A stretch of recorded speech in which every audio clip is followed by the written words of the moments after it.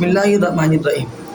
مذہب اہل تشیع میں جو بدع کے متعلق واقعات تھے، جس طرح ان کا عقیدہ تھا بدع کے اوپر،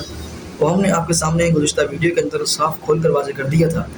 کچھ اہم واقعات رہ گئے تھے بدع کے متعلق، جو آج آپ کے سامنے رکھیں گے انشاءاللہ۔ پہلے بات یہ کہ امام جعفر صادق سے روایت ہے کہ انہوں نے فرمایا کہ اللہ تبارک و تعالیٰ نے میرے بعد میرے بیٹے اسماعیل کو امامت کے لیے نامزد کیا تھا۔ پہلی بات تو آپ سمجھیں کہ جو مذہب اہل تشیع ان کتابوں کے اندر یہ بات موجود ہے کہ جو امامت کی علامتیں، امام کی علامت نشانیاں ہیں، وہ یہ ہیں کہ امام ران سے پیدا ہوتا ہے اور اس کی پیشانی کے اوپر تمت کلمت ربک صدقا وعدلا یہ آیت لکھی ہوئی ہوتی ہے۔ رسول اللہ صلی اللہ علیہ وسلم نے حضرت علی کو 12 لفافے سر پر مہر دیے تھے، جن کو جبریل امین لے کر آئے تھے۔ لہذا ضروری ہے کہ اسماعیل بھی ران سے پیدا ہوئے تھے اور ان کی پیشانی کے اوپر یہ آیت لکھی ہوئی تھی۔ ایک لفافے میں ان کا نام ہوگا، مگر افسوس خدا کو معلوم نہ تھا کہ اسماعیل کے اندر امام بننے کی قابلیت یا وہ اہل نہیں ہے۔ چنانچہ پھر خدا کو اعلان کرنا پڑا کہ اسماعیل امام نہ ہوں گے، بلکہ جو امام ہوں گے وہ موسیٰ کاظم ہوں گے۔ اس بات سے آپ بخوبی اندازہ لگائیں کہ ان کا جو مذہب ہے کتنا فریب اور کتنا دجل ہے کہ اس مذہب نے خدا تعالیٰ ذات کو بھی نہیں بخشا۔ کہتا ہے کہ خدا تعالیٰ کو اپنا حکم بدلنا پڑ گیا، اپنا فیصلہ بدلنا پڑ گیا، اپنی رائے بدلنی پڑ گئی۔ اس ذات کو جس کو ہر چیز کا علم ہے، ہر چیز کا معلوم ہے، یہ کہتے ہیں کہ اللہ تبارک و تعالیٰ کو پہلے معلوم نہ تھا کہ اسماعیل کے اندر کی قابلیت ہے یا نہیں، پھر معلوم ہو گیا کہ اسماعیل کے اندر کی قابلیت نہیں ہے۔ دوسری بات کہ علامہ مجلسی اپنی کتاب بحار الانوار کے اندر روایت امام جعفر سے روایت کرتے ہیں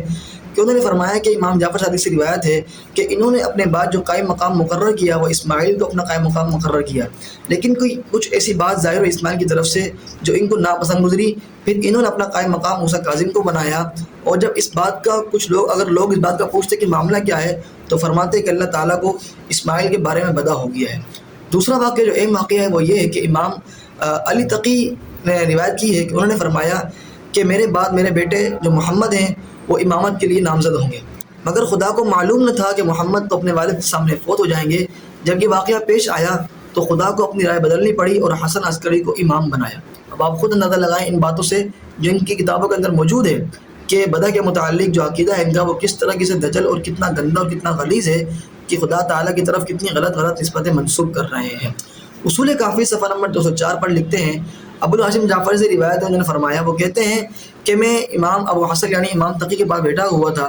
جب ان کے بیٹے ابو جعفر یعنی محمد کی وفات ہوئی تو میں اپنے دل کے اندر سوچ رہا تھا اور کہنا چاہ رہا تھا کہ محمد اور حسن عسکری اس وقت یعنی کہ ان کا اس وقت وہی حال ہے جو موسیٰ کاظم اور اسماعیل فرزندان یعنی امام جعفر کا ہوا تھا۔ ان دونوں کا واقعہ بخوبی بمثل ان دونوں کی طرح ہے، یعنی کہ محمد جو حسن عسکری ہے اس کی امامت ابو جعفر کے انتقال کے بعد ہوئی۔ امام تقی میری طرف متوجہ ہوئے اور انہوں نے میرے سے کچھ کہنے سے پہلے انہوں نے خود فرمایا کہ ابو ہاشم، اللہ کو ابو جعفر کے بعد یعنی ابو محمد کے بارے میں جو بدع ہوا ہے، جو بات معلوم نہ تھی وہ بات معلوم ہو گئی، جیسے کہ اللہ کو اسماعیل کے بعد موسیٰ کے بارے میں بدع ہوا تھا، جس نے اصل حقیقت کو ظاہر کر دیا تھا۔ اور یہ بات ویسے جیسے تم نے خیال کی، اگرچہ بدکار لوگ اسے ناپسند کریں گے۔ اب آپ بخوبی اندازہ لگائیں اور خود فیصلہ کریں کہ مذہب اہل تشیع ہے کس قدر حق پر اور کس قدر باطل ہے۔